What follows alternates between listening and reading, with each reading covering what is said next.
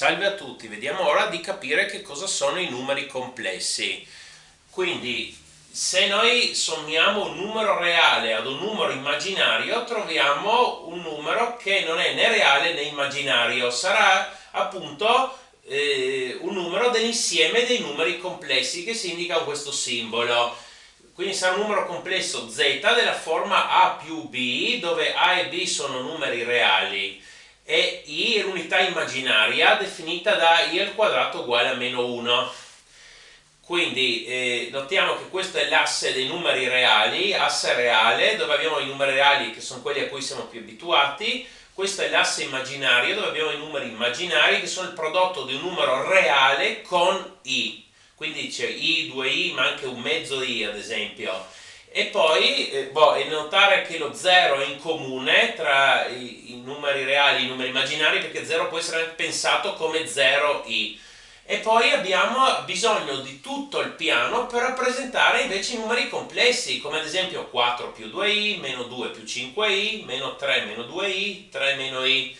E quindi questo viene chiamato piano complesso. Ogni punto del piano complesso rappresenta un numero complesso. Da notare che all'interno dei numeri complessi abbiamo anche i numeri reali e i numeri immaginari.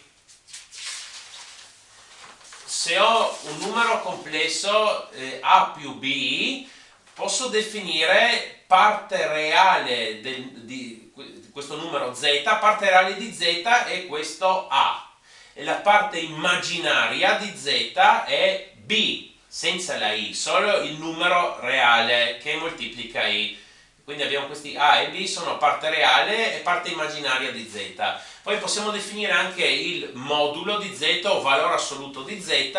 Per un numero reale il valore assoluto può anche essere pensato come la sua distanza dall'origine, e stesso per un numero complesso, la distanza di questo punto che rappresenta più b dall'origine, e questa si trova col teorema di Pitagora. Qui abbiamo un triangolo rettangolo, quindi questo valore assoluto di z è radice di a al quadrato più b al quadrato.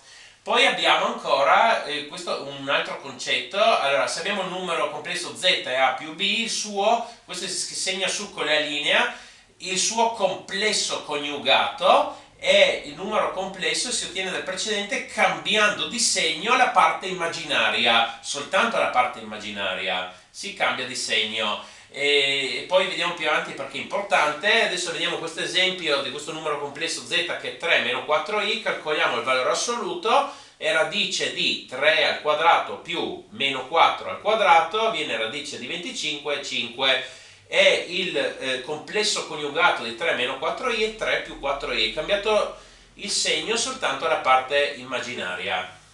Adesso vediamo le operazioni con i numeri complessi. Se io devo sommare o sottrarre due numeri complessi è facilissimo, tolgo le parentesi e sommo separatamente le parti reali e le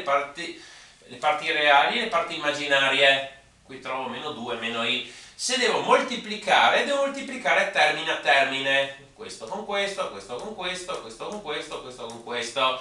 E vabbè, faccio tutti questi prodotti, da qualche parte troverò delle potenze di i, come qua c'è i al quadrato, che sappiamo che è meno 1 per definizione. Allora meno 6 per i al quadrato diventa più 6. Sommo separatamente le parti reali e le parti immaginarie, e anche questo non è difficile. Cosa simile per una potenza di un numero complesso, devo ricordarmi le potenze dei binomi. Ad esempio qui questo numero complesso alla terza, ricordarmi a più b alla terza, e alla terza più 3 al quadrato b più 3ab al quadrato più b alla terza, e ho applicato questa formula a 3 e 2i. Ho scritto tutti i prodotti e le somme, e bisogna tenere conto che i al quadrato è meno 1 e i alla terza è meno i. Ho spiegato le potenze di nell'altro video sui numeri immaginari. Ok, e quindi adesso si può calcolare tutto, perché qua ho moltiplicato meno 1 e qua con meno i, poi sommo ancora alla fine i numeri, tra loro le parti reali e le parti immaginarie. Come si fa invece a dividere due numeri complessi? Allora, l'idea è molto simile a quella con la quale facevamo la razionalizzazione del denominatore di una frazione di questo tipo. dove sotto avevamo due termini a denominatore cui almeno uno una radice. Come si faceva questo? Si va se qui abbiamo denominatore 2 meno radice di 2, vado a moltiplicare il numeratore e denominatore con 2 più radice di 2. Sì, con lo stesso valore andiamo a moltiplicare sopra e sotto, ovviamente, in modo che questa frazione valga 1. E questo perché? Per usare qui la regola a meno b per a più b al quadrato meno b al quadrato, quindi 2 al quadrato è 4, meno radice di 2 al quadrato è 2, e qui sopra faccio tutti i prodotti, termine a termine, questo con questo, questo con questo, questo con questo, questo con questo, e qui trovo da qualche parte delle radici, insomma, e dei numeri interi, sommo. Quando arrivo qua, 8 più 5 radice di 2 mezzi, separo 8 fratto 2 più 5 radice di 2 fratto 2. Vabbè, ho trovato questo. Si fa in modo molto simile per la divisione di due numeri complessi. Qua il denominatore ho 1 meno 2i che vado a moltiplicare sopra e sotto con 1 più 2i, e uso la regola appena detta e ho 1 al quadrato che è 1 meno 2 al quadrato i al quadrato, quindi 4i al quadrato. Qui sopra faccio tutti i prodotti. A un certo punto trovo anche i al quadrato che è meno 1, e anche qui trovo i al quadrato che è meno 1, quindi 1 meno 4 per meno 1 è 1 più 4 che è 5. Poi quando arrivo qui faccio meno 5 fratto 5 più 10i fratto 5. Qua dipende dai casi, o troviamo una frazione oppure si può calcolare, se diventa un numero intero, 10 fratto 5 è 2, meno 5 fratto 5 è meno 1. Abbiamo fatto la divisione. Da notare che qui per fare questo abbiamo moltiplicato un numero complesso col suo complesso coniugato qui a denominatore. Abbiamo trovato un numero reale, 5, ma questo è sempre vero, non solo in questo caso. Se noi abbiamo il numero complesso a più b e il suo coniugato a meno b, ricordiamoci ancora che il valore assoluto di z è radice di a al quadrato più b al quadrato. Se noi moltiplichiamo un numero col suo coniugato, a più b per a meno b, e con la regola appena vista troviamo a al quadrato meno b al quadrato i al quadrato, ma i al quadrato è meno 1, allora trovo a al quadrato più b al quadrato, che è l'espressione che ho qui sotto radice, e allora questo è il valore assoluto di z al quadrato.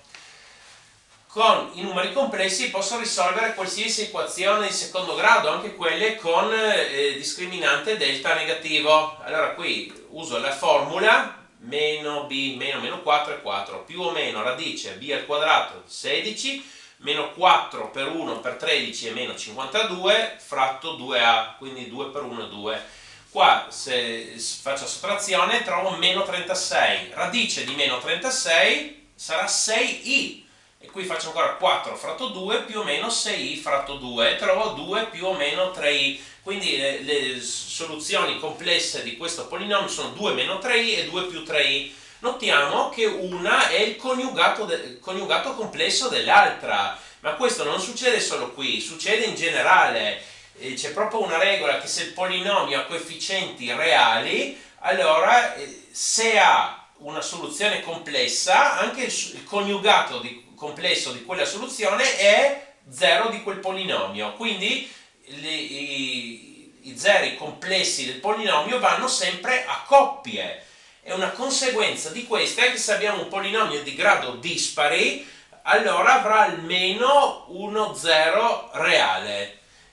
Sì, e questo perché dobbiamo dire ancora questo? Perché vale il teorema fondamentale dell'algebra che dice che un polinomio di grado n ha esattamente n soluzioni tra i numeri complessi. Sì, alcuni possono essere reali perché i numeri reali fanno parte dei numeri complessi. Esattamente n soluzioni, però esattamente n contate con la molteplicità, perché una soluzione può essere doppia, tripla, ma questo è ben determinato, perché se alfa è lo zero di un polinomio, allora quel polinomio sarà divisibile con x meno alfa. Se quel alfa è uno zero del polinomio doppio, allora il polinomio sarà divisibile con x meno alfa alla seconda, e così avanti. Quindi si può chiarire esattamente di quale molteplicità è una soluzione. Ok, per favore mettete un mi piace e iscrivetevi, grazie.